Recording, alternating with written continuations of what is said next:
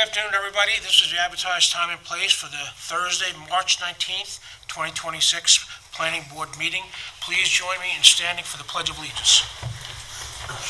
Pledge of Allegiance to the flag of the United States of America and to the republic for which it stands, one nation, under God, indivisible, with liberty and justice for all. Thank you very much. Before we get started, discussion item number one, Pulaski Street storage has been tabled, will not be discussed if anybody came here just for that.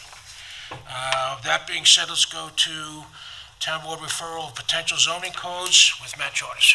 All right, good afternoon, everybody. For the record, Matt Charters, Senior Planner with the Town of Riverhead Planning Department. So we have a Town Board referral for possible changes to Chapter 301, specifically dealing with article, I wish I knew Roman numerals better, LVI, Site Plan Review. So if the board is aware, which you're likely aware, the way our application process currently works now for site plan review, we have an optional pre-submission phase, which gives an applicant the ability to come in, meet with planning staff before they make a formal submission to get their submission in a better place. After that, they submit for a preliminary site plan. We'll generally get a conditional preliminary approval with certain conditions, and then they come back in for final site plan. During the preliminary phase, we are having a public hearing, conducting SECRA, and then at final, generally it comes back to the board simply for a resolution acknowledging that the conditions of preliminary approval have been met, and then giving them more conditions at the final stage. So for some time, since I've been here, we've been looking to streamline the operations of the department and how things function. I did look into the enabling legislation for site plan, so the only thing that's actually required by the state is a site plan review stage, so that's your final stage. What we're looking to do with this amendment is to go from a 3-step process to a 2-step process. So still having the pre-submission phase, so applicants can come in and work things out with staff before making a formal stage, and then coming back for final. We're still having public hearings, still conducting SECRA.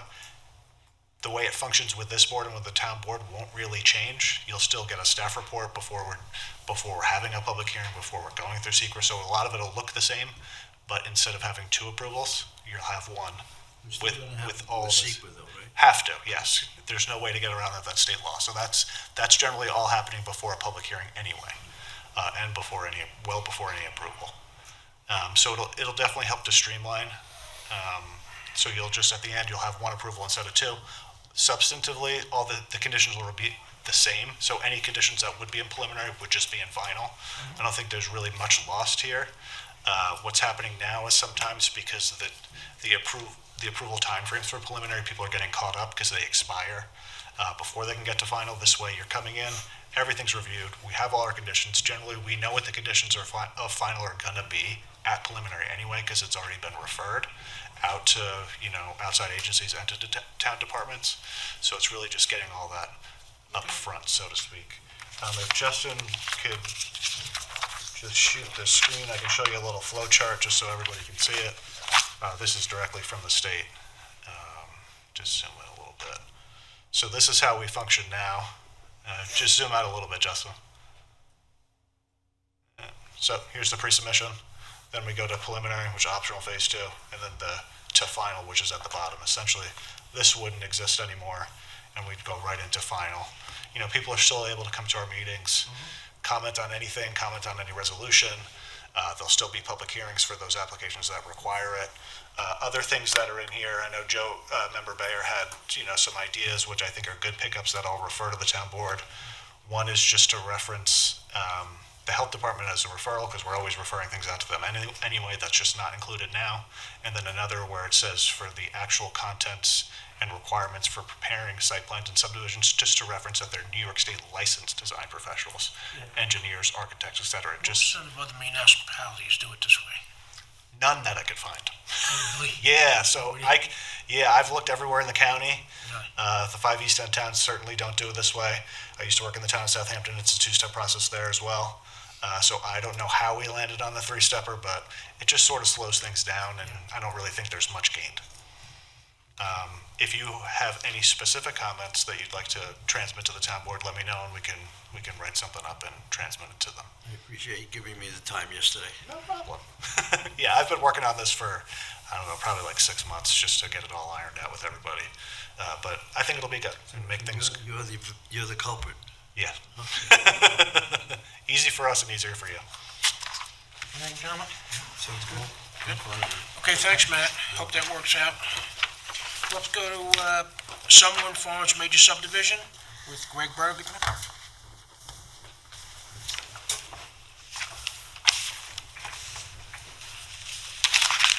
All right. Thank you. If you could just introduce yourself. Allison LaPointe with the firm Sir Tillman Ballin Adler Hyman, offices at 100 Boater Parkway, Aqueboguee, New York, for the applicant. Welcome. Thank you. All right, so we're just here to discuss the preliminary approval resolution for the Summerwind Farms Major Subdivision, which is the approximately 30-acre property located at 200 Peconic Bay Blvd. As the board will recall, we had a public hearing on this major subdivision application back on February 5th. Through the review of the application, the board identified the as-of-right yield, which was 19 lots. Through the application process, the board selected a preferred sketch plan, which was a 16-lot clustered residential subdivision. So there's going to be 16 residential lots, and there will be 2 agricultural reserves. The resolution, most of the resolution is just reciting comments and feedback we've gotten from a lot of the involved agencies, including Health Department, DEC, Suffolk County Planning Commission, Planning, what's that? Consulting engineer, Water District, basically just a recital of the facts. The project is not subject to the town code's Long Island Workforce Housing Act, as they are proposing a reduced density subdivision.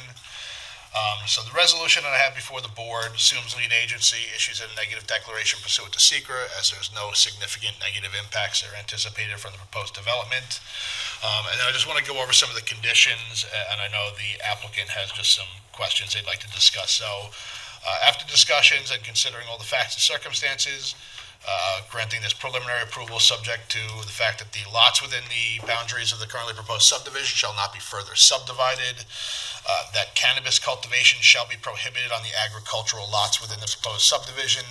I do note this prohibition, however, shall not apply to personal home cultivation. So there is a distinction in state law regarding cannabis cultivation, as an agricultural crop versus personal home cannabis cultivation. This is not intended to, if someone who lives in this subdivision wants to grow their 3 plants on their property, that's not something we're going to get into. But in terms of commercial agricultural production on those agricultural reserves, cannabis will be prohibited. Thank you for that. It was important. I mean, again, it's important. That was a comment from a number of the residents. We received written comments, so the applicant considered it and agreed to that prohibition. So the ag reserves on lots 5 and 16 shall be restricted from any residential or commercial development, and the use of such property shall be limited to the erection of related agricultural structures and agricultural production as defined by Riverhead Town Code, with the exception of the cultivation of cannabis. The area defined as open space number 2 on the map shall be left in its natural state. That's that large wooded tract along the southwest corner of the property behind lot numbers 1 through 4. Nothing in that's designed to, and I've dealt with this several times recently. An open space buffer is really meant to prohibit and restrict the clearing of existing vegetation. That's not to be construed as if there's a dead or dying tree, something that's going to endanger or imperil a residence, or there's a tree and or something's already fallen over. It's not to prohibit removal of dead or dying. I do just say that they need to make an application to the planning department and review just to ensure that we don't sort of inadvertently end up with a large clearing effect. Greg, those are those 4 lots that are right on the boulevard on the east, I believe on the west side. I'll get the map.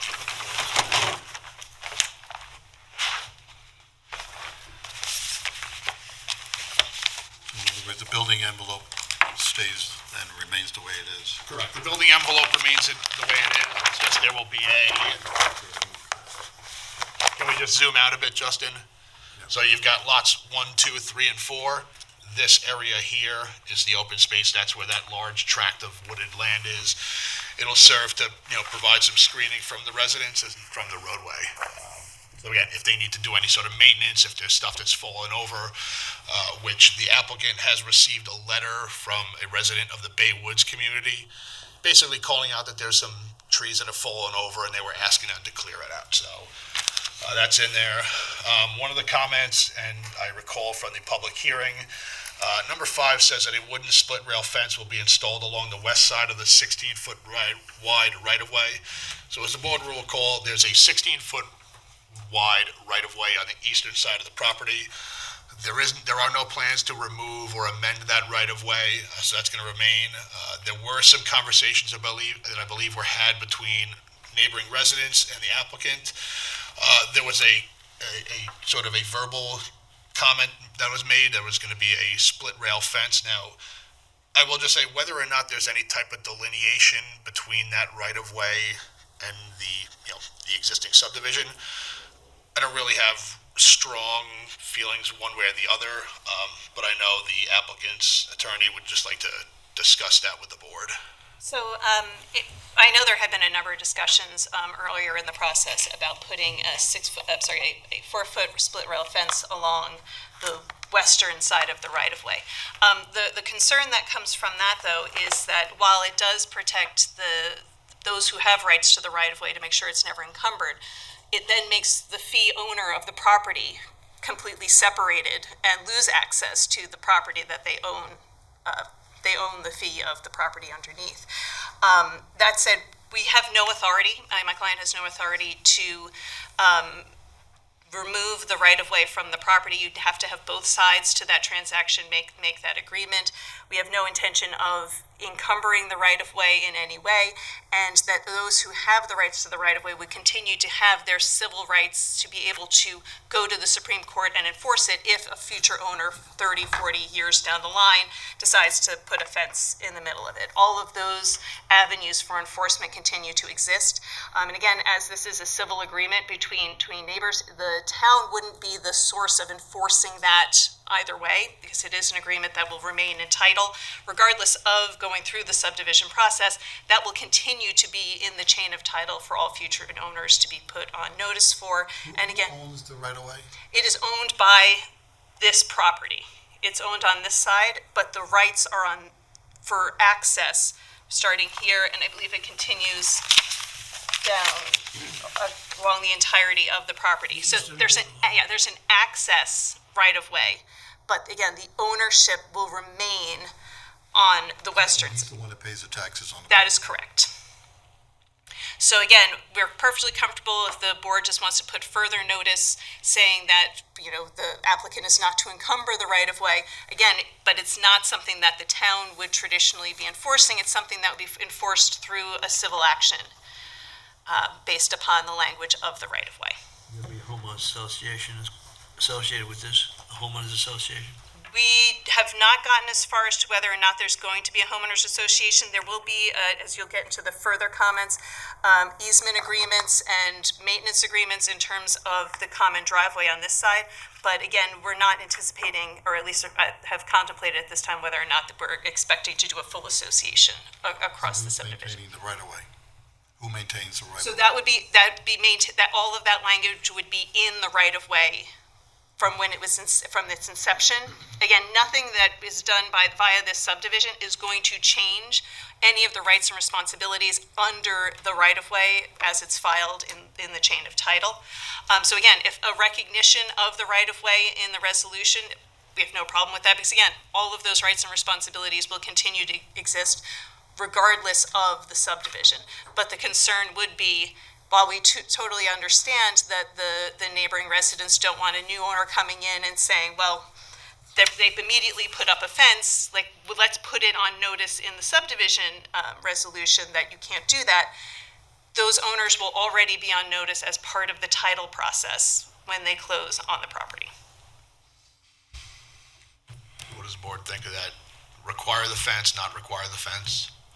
I mean, if you want to remove, I wouldn't just strike the entire condition. I would just, to further solidify it, we can just put language in there that says, the 16-foot wide right-of-way on the eastern side of the property shall not be impeded by structures or land. We can put language in there to sort of just further solidify the fact that. You have That some way. language right there as it is simply saying that no structures or impediments shall be constructed or placed within the 16-foot right-of-way along the eastern side of the property.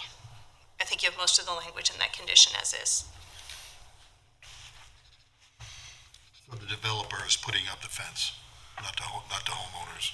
Who's putting up the 4-foot fence? Well, that's what we're asking. Does the board want a fence? Does the board not want a fence? I don't think it's necessary. It's another expense. And again, from our concern is the property owner will be paying taxes on their property, and now they now have an impediment to access it entirely. Again, there's no intention of putting any impediments in the way of future use of the right-of-way. All of the enforcement abilities, the rights and responsibilities under the right-of-way will remain intact, so everyone who has right-of-way access has ways to enforce that right-of-way access that's already outlined in the right-of-way as it originally. The maintenance for the 4 lots on the southern driveway, how is that written up? Are the 4 individuals? You want to get to those conditions? Yes, so that would be, all right, so when we go to vote on the resolution, I'll just call for an amendment for that condition. Going down, prior to a final plat signature, they need to submit a final plat demonstrating full conformance with the town code. Plan shall be revised to comply with the board's consulting engineer's comments. They need stormwater pollution prevention approval. The applicant shall submit a covenant to be reviewed by the planning board and planning board attorney, restricting the reserved portions of lot 5 and 16 from any residential or commercial development. The use of such property shall be limited to the erection of related ag structures and ag production as defined by Riverhead Town Code, with the exception of the cultivation of cannabis. That an easement for the common driveway serving lot numbers 1 through 5 shall be reviewed by the planning board and planning board council. The easement shall include details of ownership and maintenance of the common driveway, as well as the area identified as lawn area. So the roadway, the common driveway here is going to have some drainage infrastructure here. So really that easement is going. Who maintains that road? That's what I was getting at. That's all. So it's I don't want to call it a road. It's going to be a common driveway serving lots 1 through 5. So that's going to be under the ownership and maintenance of those 5 owners. And that's what, before we have a final approval, we want to see a easement that's going to define to what extent those 5 lots, what they're responsible for. But not to be considered, the town is in no way going to maintain or own, or it'll never be dedicated to the town. It's going to be a common driveway. Greg, the $722,000 is for the new water services for the entire development? If we're going back, that's I believe that number came right out of the map and plan that was provided by the Water District's consulting engineer. And the $90,000 is that the fees per lot, the $5,000 per lot? Where are we going back? That's the key money fees. So the $722,000, that's the cost to actually provide the infrastructure to the site. Any water piping, fire hydrants, all of the infrastructure improvement. The key money is a separate assessment from the actual cost that it takes to put the infrastructure in the ground. So that's money that's due to the water district. The $722,000 is the estimate to put the pipes in the ground. The key money is a separate assessment fee, which is detailed in town code for the There's construction. still a $5,000 per lot fee? I think that's. Yeah, again, so that's. Oh, that's further down. We're getting, we're bouncing around, so we'll get to that. So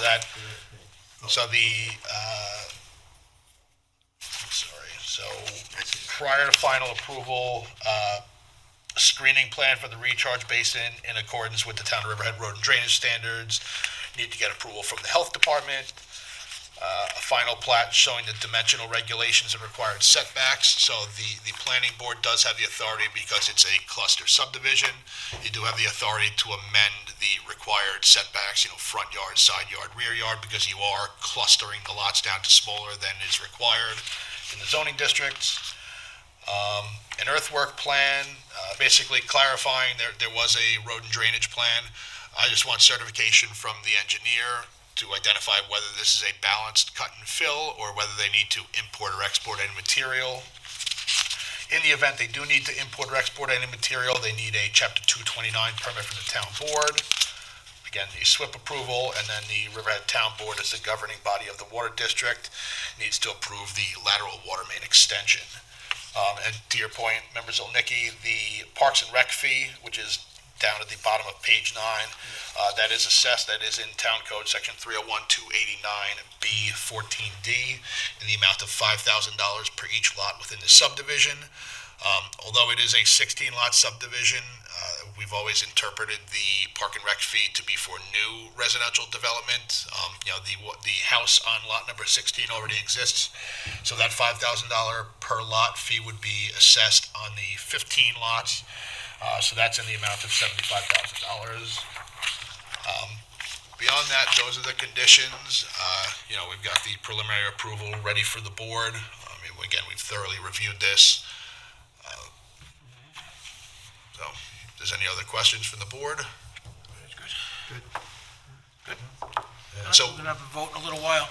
So when we get to the resolution, I will just call then for that amendment regarding the language on the fence. So I'll call that when we get to the resolution. Thank you very much. Okay, next discussion item, discussion of a sketch plan for Suffolk Cement, also with Greg.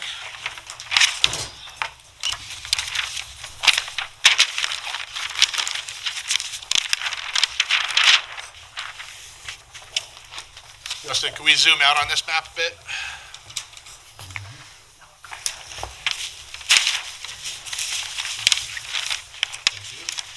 Just want to get everybody's name for the record, Greg. Mark Lohr, Suffolk Cement Products, and owner of William K. Lohr Property, LLC. Brad King from William Ravis, exclusive broker for Suffolk Cement. Thomas Wolpert, Young Associates. Thank you. All right, so what the board has before them now is an application seeking to subdivide an existing approximately 26.2 acre parcel of land, which is located at the southeast corner of the intersection of Manor Road and Twomey Avenue in Calverton. The property is identified as Suffolk County Tax Map Number 600-100-2-4.9. The property is located within the light industrial zoning use district. The site was previously the site of a sand mine, which is currently going through the process of reclamation with the New York State Department of Environmental Conservation. The property has approximately 1,600 feet of frontage on Twomey Avenue. It has approximately 860 feet of frontage on Manor Road, and approximately 470 feet of frontage on Middle Road. The surrounding area is a mix of heavy industrial uses, including Coastal Pipeline, which is located across Twomey Avenue to the west, and Sears Ready Mix, which is across Middle Road to the east. The surrounding area also contains several single-family residences at the Manor Road, Middle Road intersection, residential subdivisions north of Manor Road, as well as agricultural uses throughout the area. So the property is relatively flat along the frontage with Twomey and Manor, and then drops off. There's a pretty steep slope along the west and northern side of the property, and then finally levels out at a roughly 30 feet elevation, what I call down in the bottom of the pit. So in terms of subdivision policy, pursuant to town code, the planning board is authorized and empowered to approve plats showing lots, blocks, or sites with or without streets or highways, and to approve preliminary plats within the town. So the subdivision policy states that the policy of the planning board to consider land subdivision plats as part of a plan for the orderly, efficient, and economical development of the town. This means, among other things, that the land to be subdivided shall be of such character that it can be used safely for building purposes without danger to health, peril from fire, flood, or other menace, that proper provisions be made for drainage, water supply, sewerage, and other needed improvements, and that all proposed lots shall be laid out in such a size to be in harmony with the development pattern of the surrounding properties. Now, the map that's before the planning board, this sketch plan, while it does comply with our dimensional regulations, because right now the subdivision code only excludes, there are 8 areas that are identified in the subdivision code that do not contribute to yield. Specifically, number 6 is areas required for recharge of stormwater pursuant to this article. Number 7, areas required for the provision of public highways pursuant to this article. So there's no exclusion in our subdivision code for steep slopes that contribute to yield. However, I do note that in our site plan code, section 301-307A, areas with steep slopes in excess of 15% are deemed non-buildable. Now, based on the previous use of the site as a sand mine, as I said, these steep slopes, you got these pretty steep banks here. They're approaching probably in excess of 40% slopes. Now, while they comply with the dimensional regulations, when we're sort of looking into the future and what we do, we want to look to the future. In terms of the future development of these lots, it would really make the orderly, efficient, and economic redevelopment of these lots somewhat difficult because, as you see here, I highlighted it just for illustrative purposes. These steep slopes basically bisect the building envelope of these lots, basically right through the middle. So what they do is they sort of create, compacted building envelopes. Just a sort of concern that I have is that in moving forward full steam with a map like this is that we may sort of create a situation that may incentivize or kind of almost force someone to come in when these sites come in for redevelopment to maybe try to put, industrial buildings or put their development closer to the road, claiming, the reality of if they needed to build retaining walls and come in and, backfill for a significant amount of these lots.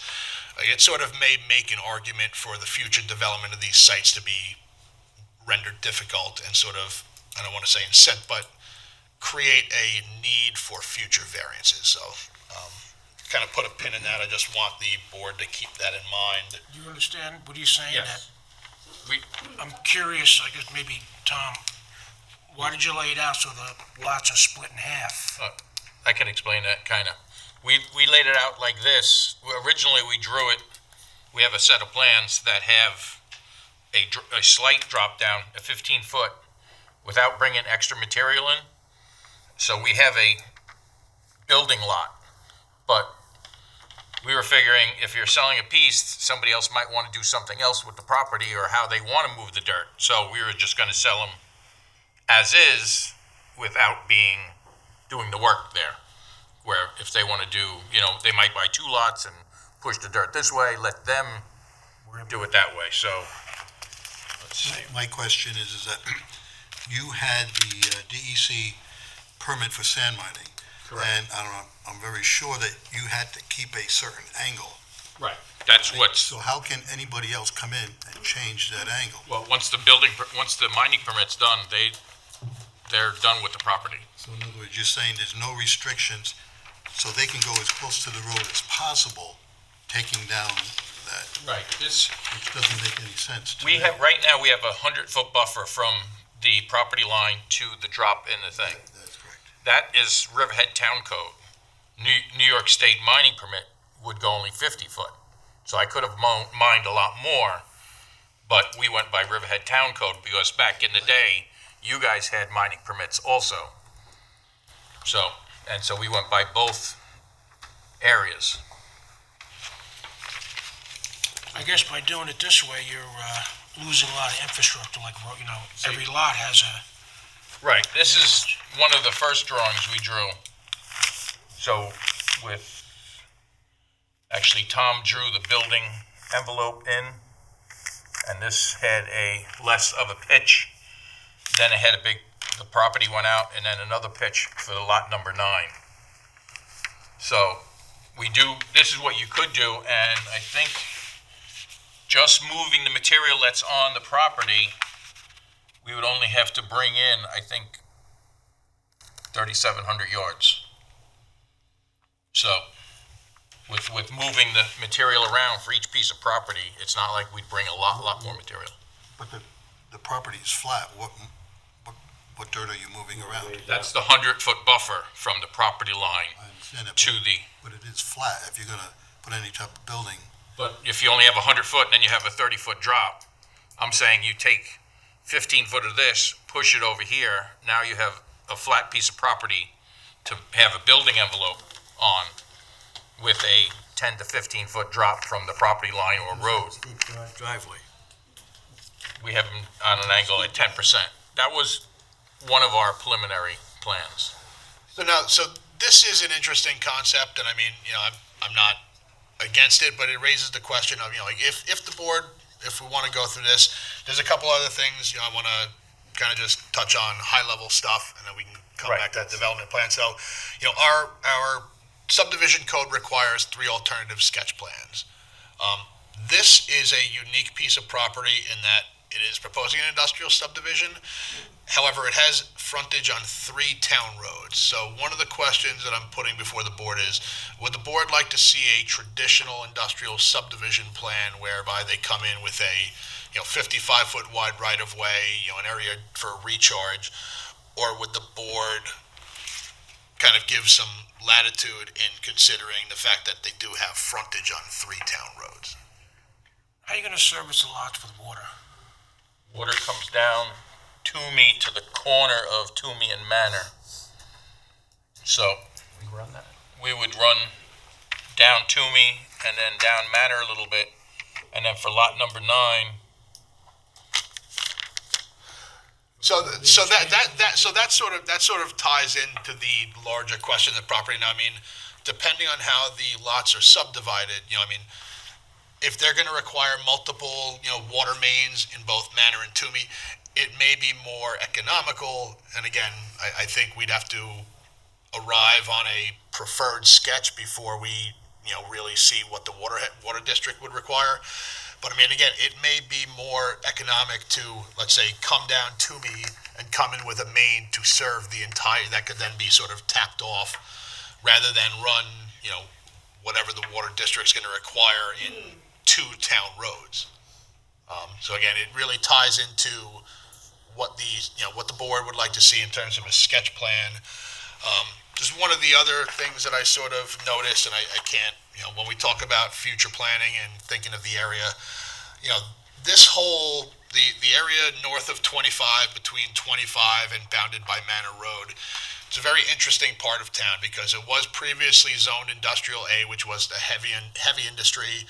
And again, acknowledging you have uses like Coastal Pipeline, Suffolk Cement, Sears Ready Mix, I can understand why it was zoned Industrial A.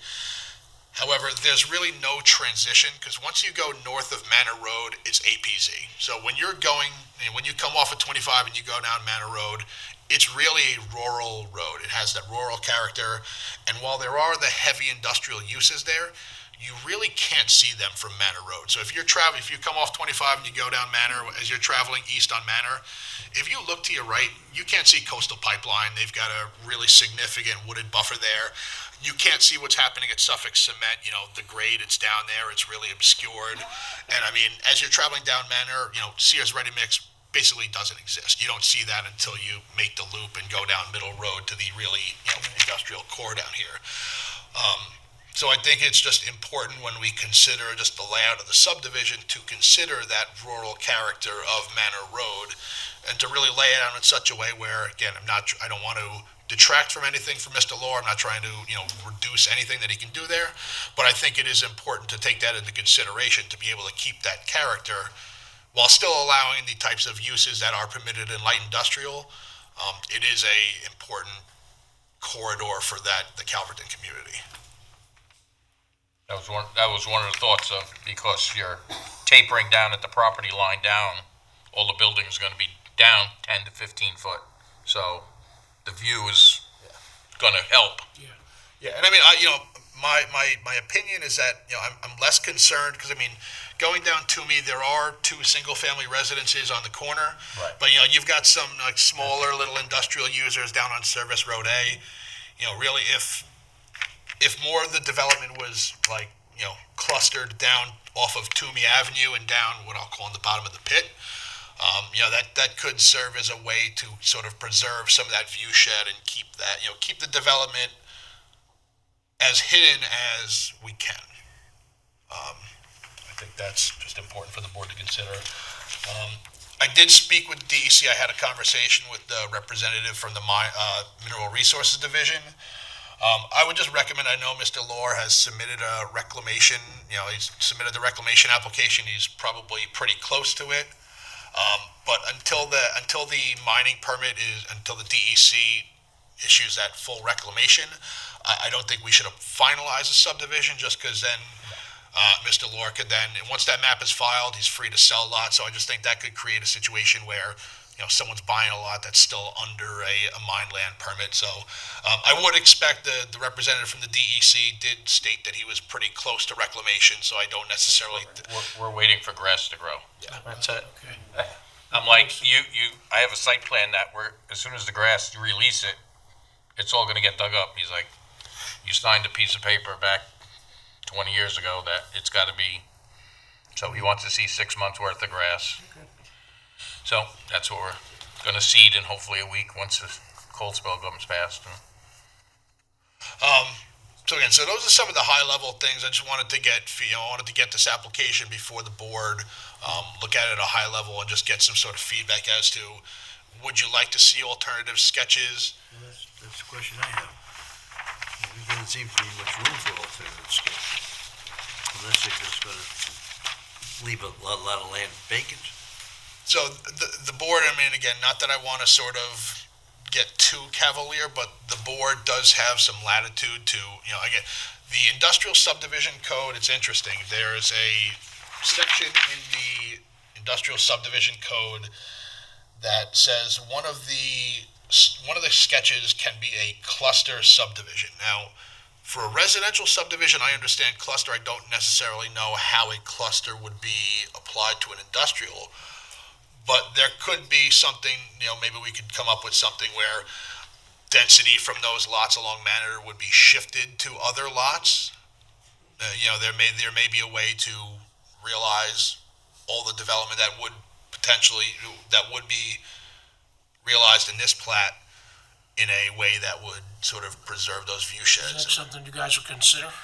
I'd have to understand it better. Okay. I don't, Tom, yeah. when you have time, Yeah. it may work out better for you. I don't Right. know. Yeah, I just don't like the idea. I visited a property, I've lived here my whole life. Lot number 9 is nothing but the sand mine.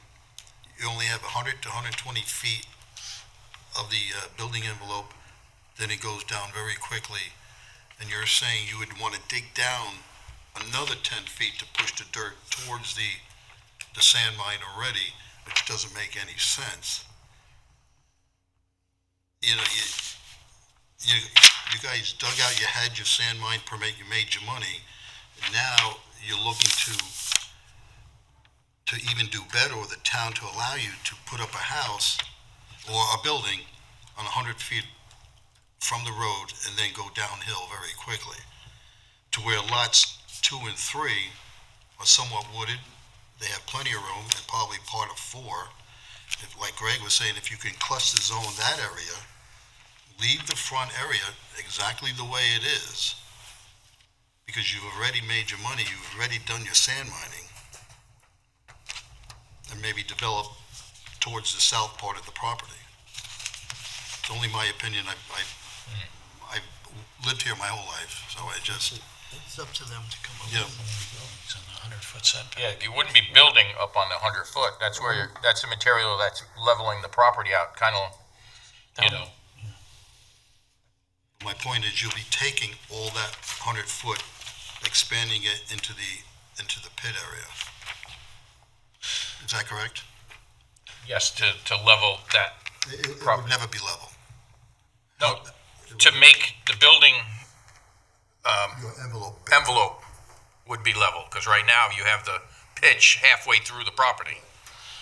So So this development plan is interesting, because I mean, this essentially what's on this conceptual development plan.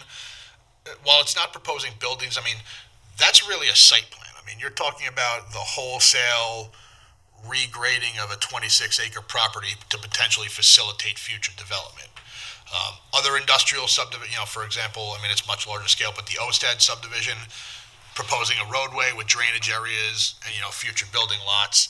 Obviously, there's some regrading to construct the road, but, this essentially is a site plan application to regrade the property. So, I mean, if the board was amenable for something like this, I mean, I really think we'd have to consider the whole action, but this would require a site plan where we'd have to look at the full regrading. And I mean, I do understand the thought of, sort of having the slope here and then creating more of a flat plateau, further off the property line.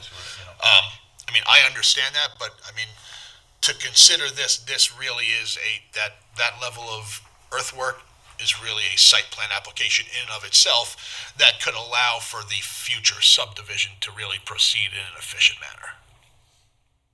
All right, well, we're at the very beginning of discussions. Tom, you've got a little direction now. Yep. Come up with some hot ideas, and we'll take a look at it.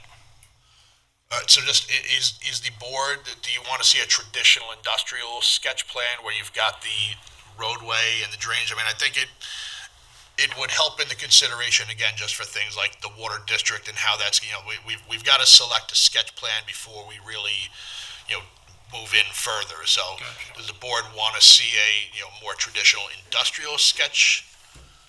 I'm open to, if you guys come up with something that impresses us, we'd love to look at it. Yeah, we could do multiple sketches. Yeah, that'd be great. See which one works for you and which one we like, and we'll move forward. Okay. Okay? Thank you, guys.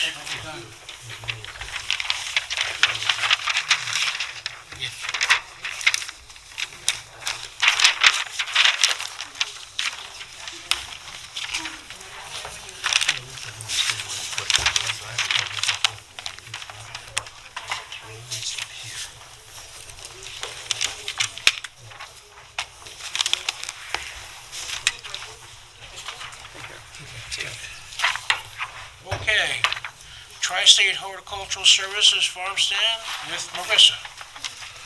Enlighten us, Marissa.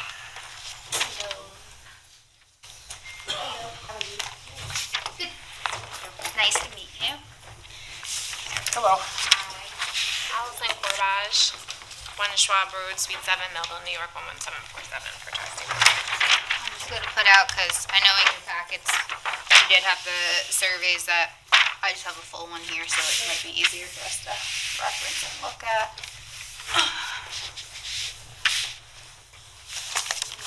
Alright. So, for the record, Marissa Janowski, site plan reviewer.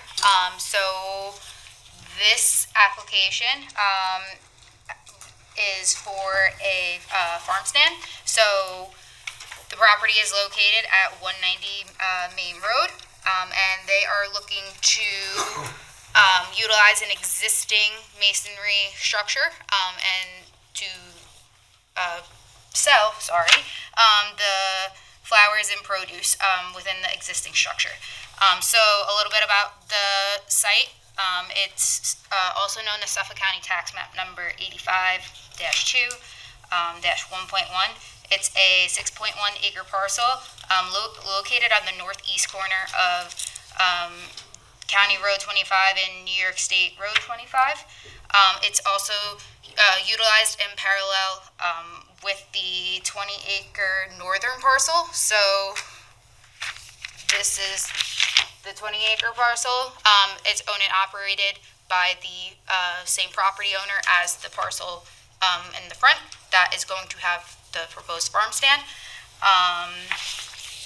Let's see. So the subject parcel does meet the criteria to establish a farm stand under the Town Code 301-283.4. It does also hold the agricultural tax exemption assessment per New York State. So this one has the ag exemption, and as does this one.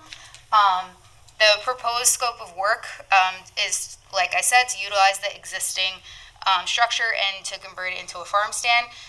They're looking to create a market area, and then it also is going to have an office space and a break room with a bathroom for the employees to utilize. So there is an existing curb cut. It's located about 500 feet from the intersection of Cross River Drive and Main Road. that is to be utilized for the farm stand. I know on this survey, it does not show, and the farm stand code does not talk about parking. However, there is the need of a ADA accessible stall and just the parking spaces of where it's going to be located. I did get an updated plan right before I came down here for the meeting, so I do have that, but it was for more of discussion purposes. Where did it go? Did this get through the Agricultural Advisory Committee yet? So it was referred to them in February. They are waiting for more information. So it is they're withholding the approval as of yet until they get more information to just be further discussed. They were asking, I know, in the beginning because they just weren't quite sure. It just said farm stand application, so they were more concerned about what was to be sold. I did let them know that it was flowers and produce. This is the parking that I was talking about. So it just shows the proposed area. There is an existing fence on the property, and that's where they're looking to put the proposed parking in front of that fence. And the farm stand is behind that fenced-in area, but they're going to utilize the existing curb cut that is there right now. Did the Ag Advisory Committee get the information they were looking for? They are going to speak about it at the next meeting, which is in April. It was just a time issue, like That's 2 between. months. That seems like an awful long time. So they at the moment when they asked for more information, they were just asking for someone to come in and have a conversation with them. And with how everything was lining up at the moment, it was easier for them to just push it to the April. So they didn't talk about it in March. So this April meeting that's coming up is when they were going to further discuss it. Just for the questions that they had, they deemed it would be easier if someone was there to talk to them about it. We'll have somebody there at the next meeting. So the next meeting, yeah, I think I might be traveling for work the week of the next. I can't remember the exact date, but I will make sure somebody gets to that meeting. The property is used mostly for nursery stock, is that correct? It's right now. It's pretty much just grows. It's more of a wholesale Nursery. and they're looking to kind of go a little bit more So in retail. this farm stand, you would have to bring in all the produce. So I think that I know last year they failed at the corn, planted corn, failed at it, but they are looking to grow some. Definitely change a little bit more operations wise and include a retail side of things where they're going to be growing more flowers and things that they can sell to the general public instead of just the wholesale industry of they've been mostly marketing trees, shrubs, that kind of stuff to the wholesale side of things. Yeah, I also have. I'm not completely positive, but from what I see on we have from our near maps, there is an area that looks like it was farmed. Not only, this is the area that's in parallel, the rear part that talks about all the shrubs and trees that were planted that they were doing the wholesaling, and it looks like there was an area, like Allison was just saying, that they tried to plant. So they are looking to do that again and give it another go, and hoping to sell their produce there.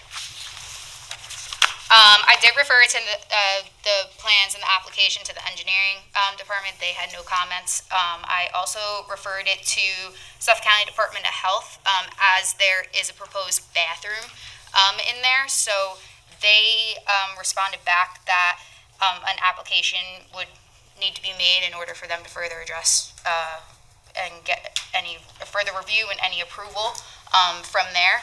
I also did refer it to the Water District, and the Water District did advise that the property currently does not have public water. And then the Ag Advisory was my last thing, but we already seem to cover that part.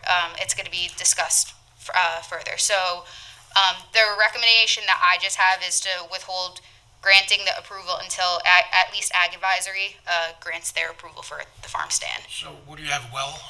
We have well water there, yeah. So you're not looking to hook up to the town? They'd like to stay on the well water. They've been on the well water for Fine. a a very long time. Since you're open to the public, does it have to go to town order? So If you're gonna- I believe that's going to be ultimately based on Suffolk County Department of Health. When they go and submit the application, I don't want to quote them and say that something that it will. That's mainly up to the county to decide. I have a phone call to them for various on this property. I'm just waiting to hear back from the woman who wrote the letter. I called Suffolk County Department of Health. I'm just waiting to hear back from them on that issue, as well as what they need on the bathroom and things like that. So, yeah, that's just at this time. It was more up for a discussion, and then I just talked about getting a revised plan. Again, for the purposes of to show, for the discussion, it was the proposed parking area, but we did further discuss that. I just need something that further shows the actual The delineation of it. This was just because I was away. Wanted to give her an idea for everything. So per farm stand code, there isn't exactly like a number of parking stalls needed for farm stands, but I know that in the past, and it has been delineated that at least one ADA accessible parking stall should be for any farm stand. So that's what we're working on right now. Good? Good? Okay, good luck, thank you. Thank you. Thank you. Okay, right now, we're gonna discuss public comments on resolutions, if anybody wants to speak.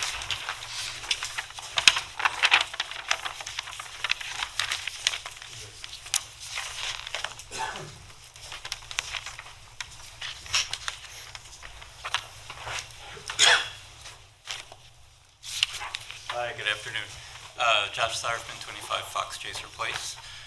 I had just a couple comments on the Summerwind Farms resolution, which unfortunately I've not had the chance to see in full detail, but just from the discussion. First, we'd like to thank Greg and the staff and the planning board and Vince and his team on the no cannabis. That's really a tremendous step forward, and I think we all appreciate that. On the fence for the right-of-way, I just want to clarify a couple things and maybe ask for clarification maybe from Greg as to where the language is landing on that fence.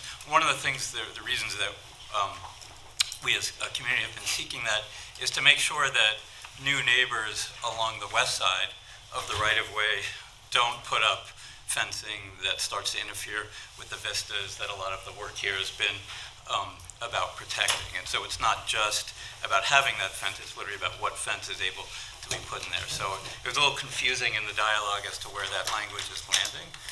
It's also not, there's only, I think, it is the first agricultural parcel was at 5, and then 2, 7, and 8 that actually touch it. So we're not talking about all 16 parcels either. So it does seem like there's a solution that can be found relative to this. And then lastly, I would just flag, we had asked to make sure that 17 Fox Chaser had some protections from that new driveway that's coming off of Peconic Bay Blvd, and was not sure if that was in the resolution, any requirement for a tree buffer or anything just to protect our neighbors from headlights and other things. Thank you. Is that in the resolution, the tree buffer? So there's nothing in for the tree buffer. I mean, the way let me pull up my iPad here.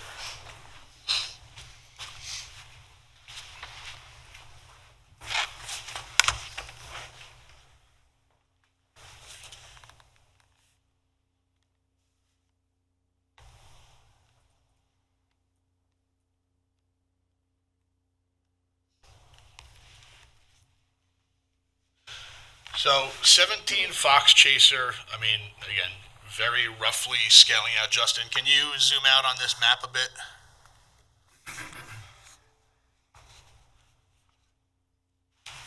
Justin?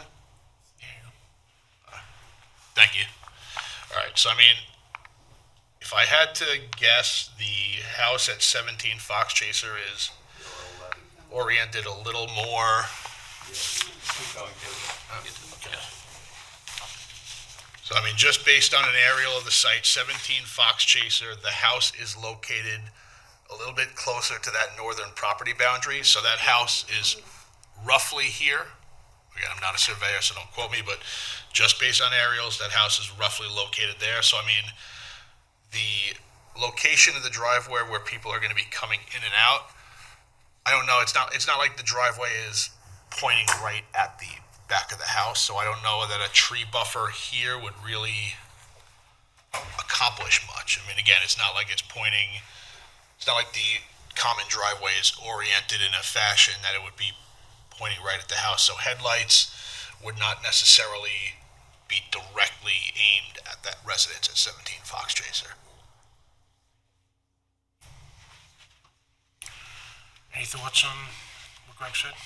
Yeah, I mean, we all, being there all the time, even the headlights for our neighbor coming down Peconic Bay Boulevard are visible on his property and his house. So I hear you, Greg, on the point, but I think a few trees would go a long way Yeah, I agree.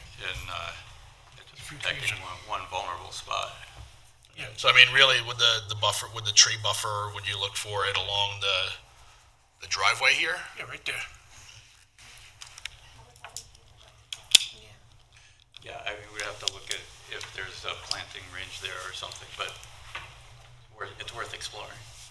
Or do you think So that is a valid point. I mean, this is a 16-foot right-of-way that we just had discussions on. Shall not, no structures shall not be impeded. To go and say we want to put a landscape buffer in that 16-foot right-of-way would Put be it on the west side. Oh, yeah, but that would be then. I mean, that would be interfering? outside of it, then it's right in the middle of the That driveway. won't stop a feed from entering. I mean, the property owner can contact the developer and see if they can just, on the property owner's side, just plant some trees, maybe buy some trees or something, maybe, split the difference. Yep. Something like that, because you're only looking at one lot to do that. I think it'd be helpful, I mean, if we know that we could, on behalf of our neighbors, work together to solve that. And then, Greg, could you clarify what the changes to the fence language will be? So where we left off is there was no fence that was going to be proposed, just because then, as we discussed, it would prevent the owner from then having access to that, which, I mean, may likely end up being access for farm equipment along that road, along the right-of-way.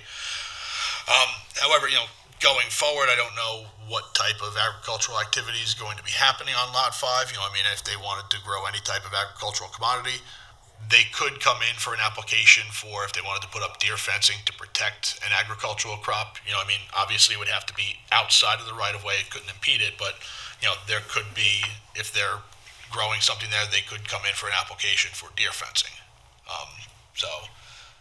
Where we left off after the discussion that the 4-foot split rail was not going to be required, we were just going to sort of solidify and reinforce the fact that no structures or impediments shall be constructed or placed within the 16-foot wide right-of-way on the eastern side of the property. Okay.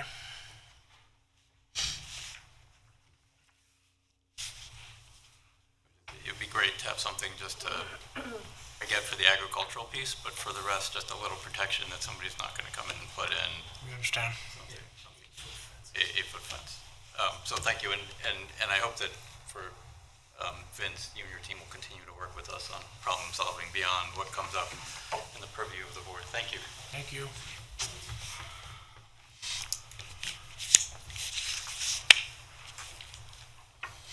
Afternoon. I'm Michael Arnone. I'm from 73 Fox Chaser. The last time we were here, we were discussing the need or lack of need for the lighting on that private driveway. And where are we? Was there any discussion about it? No, I don't believe there was. So any lighting that's proposed would have to comply with the town's dark skies ordinance. So, I mean, there can be no light trespass, there can be no uplighting, everything would have to comply with the town's dark skies ordinance. Is the lighting required?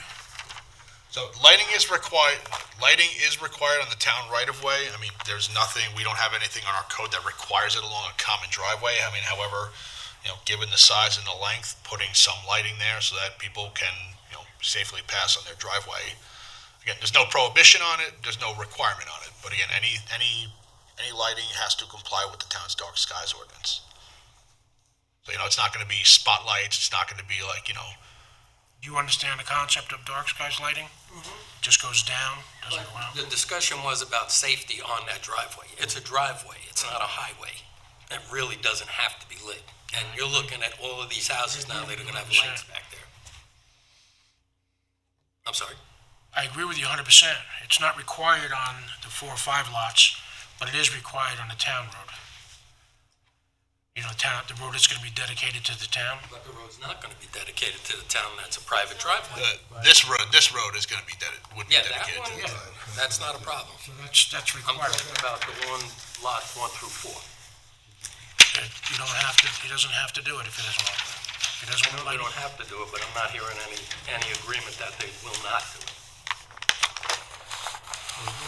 I mean, does- To have these small lights that you have driveway lights, and you could put along there, even one per lot. That's up to the applicant. Well, I mean, if the board wants to prohibit street lighting on that common driveway, I think you could do so. Or if you want to set conditions on what type of lighting. Again, if you had like landscape lighting, like low sort of path lights just to provide some type of illumination, I mean, I think the board would be empowered to make that decision. That's kind of tough in the winter and snow removal and everything, and then you don't see them. And I don't think I would ever tell them that they can't, because you don't know how dark it's gonna be. And And, I mean, any car driving at night is going to have headlights on, so you want to prohibit street lighting on the common driveway? I'd like to hear from other people, in the area and the applicant. My whole block is here. Thank you. Thank you. I'd also like to hear from the applicant. This way maybe we can nip it in the My bud. name is Lois Leonard. I'm the third house in on Fox Trace, number 43. I don't understand nobody is going to be walking in there at night. If they are walking, they're going to have their phones. And also, if you're driving there at night, you have your headlights. Why do you need unnecessary lighting? That's what I have to say. It's ridiculous. Nobody even walks down Fox Chaser. We have our cars and we have our headlights, and that's more than enough. Thank you. Thank you. So we certainly understand the neighbors' concerns when it comes to lighting of the roadway. But beyond having your cell phone light on, people do traverse roadways in the dark. There's a reason why the town requires street lighting on publicly dedicated streets. And it's for safety of traversing those streets. The fact that there are only 5 houses on what is going to be retained as a private road doesn't in any way negate the need for lighting for safety. Now, we fully understand that all lighting will have to be proposed as dark skies compliant. We are in no way trying to make or impede on any of the quality of life of any of the neighbors. But if it's perfectly fair for someone who's living on a publicly dedicated road to have adequate street lighting to walk their dogs, to take out their garbage, to enjoy walking home on the end of a long walk, it should be perfectly reasonable that someone who's living on a privately held roadway to be able to enjoy the same safety as well. And again, no one is looking to uplight or to put lighting in any way that impedes on the neighbors. We are seeking to be good neighbors. That said, we do have to consider the future safety, and this is also, we have to remember, is also a fire apparatus access road. This isn't just a driveway. It is true, it is not fully to town specs because it is not going to be publicly dedicated, but at the same point, there will be 5 houses, there will be traffic for 5 houses, there will be access for 5 houses, there will be deliveries for the 5 houses, and we feel strongly that some lighting along that roadway needs to be provided. You're entitled to do it. Thank you. You had to ask. Understood.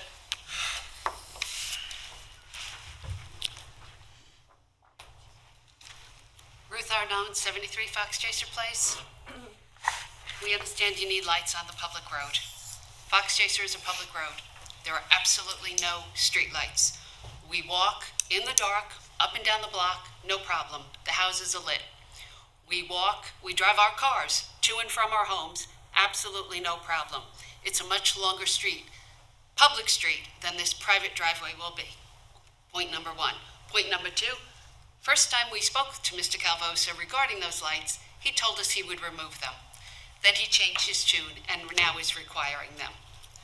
Second or third, the homeowners who live there will be responsible for these lights. Now you're straddling them not only with maintaining a private driveway that surfaces all these houses, but now they need to install, maintain, and pay for electricity for lights that are not required nor needed. Thank you. Thank you. Anybody else?